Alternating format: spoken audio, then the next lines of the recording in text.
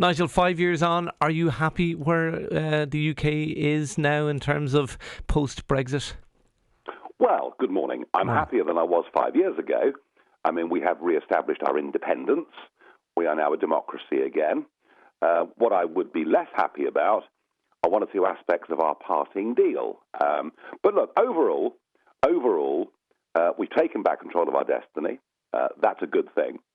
We have the world literally knocking our front door down, wanting to do trade deals with us. Have we? Because there's been very little of the trade deals. All this talk about a bright new era for Britain on the world stage. Oh, yeah. The last time I looked at the world stage, everybody was kind of lecturing Boris Johnson in Cornwall, and he looked a fairly forlorn figure to me. Oh, Boris Johnson looks forlorn, not because of Brexit, but because he's tearing his hair out over coronavirus and lockdown and doesn't know what to do. Now, in terms of trade deals, I mean, just within the last 2 weeks, we've signed a trade deal with the EFTA countries. We've signed a new trade deal with Australia. We're now negotiating potentially a very big deal out in the Pacific. So no. I mean, this argument that you need to be part of a big club to negotiate trade, I always thought was nonsense, given that Switzerland was able to do more trade deals than the European Union. So yes, that's going very, very well. But I think above all, the one thing that has really made people sit up and think, and not just in the UK, but across the whole of the European Union, is the vaccine rollout programme. The British government left the European Medicines Agency, left the auspices of the European Commission, and we made our own vaccine rollout programme that was infinitely better than anything the European Union came up with. And that is why now support for Brexit is at 70%.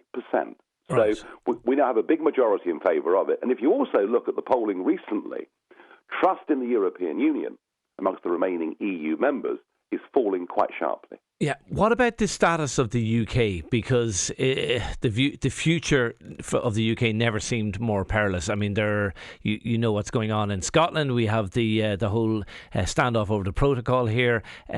For the first time in my lifetime, hear people seriously talking about a united Ireland. It's been a disaster in terms of stability of the UK, hasn't it? Well, Scotland, no. I mean, Scotland, look, Nicola Sturgeon's policy of Scotland rejoining the European Union, and that would mean a commitment to joining the euro. It means that Scottish separation just is not going to happen. Northern Ireland. Well, hang on, sorry. You can't just say it's not going to happen. There is a huge. We had recent elections in Scotland where the SNP swept the boards, and there is a definite move again behind independence for Scotland, which probably wouldn't be there if it wasn't for Brexit. The SNP swept the board under a first-past-the-post system, but the SNP and the vote to leave the United Kingdom is nowhere near 50%, and it's just not going. I don't believe it will be, but that's a matter of conjecture.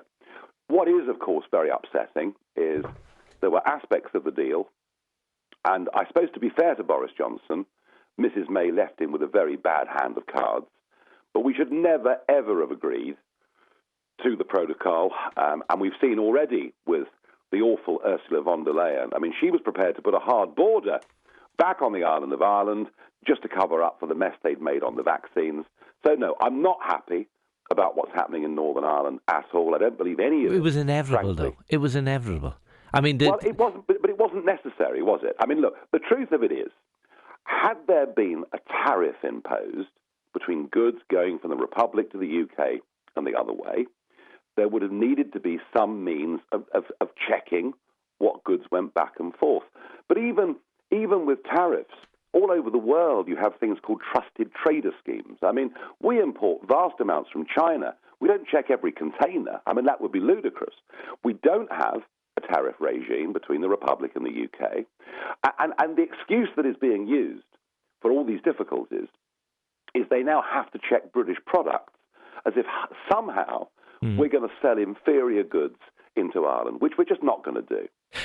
Can I just take you back to something you said at the start of the interview? Is it really your contention that the UK was not a democracy when it was in the European Union? You can't be a democracy when the only people that have the right to propose and repeal the majority of your legislation are unelected bureaucrats based in Brussels. That is how EU law works.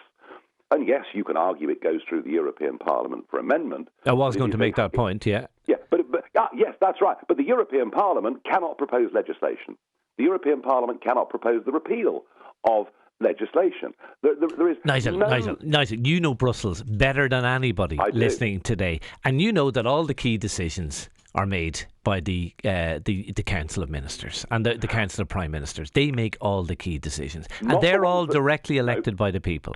Not the ones, no. The decisions that affect the everyday life of people running their small businesses, the little pieces of legislation upon which they can succeed or fail. The people who now can't, the people who are now struggling to do, and trade has dropped off pretty dramatically for those small businesses based in the UK. Yes, and it's wholly unnecessary. Although I am pleased to say that our volume of trade with the rest of the world is increasing very, very quickly. And it is worth remembering that, the European Union likes to present itself as this giant marketplace. But the truth is, the Eurozone now is only 15% of global GDP, and it's projected by 2030 to be down to 7 or 8%. So there is a very, very big world beyond the European Union to think about and do business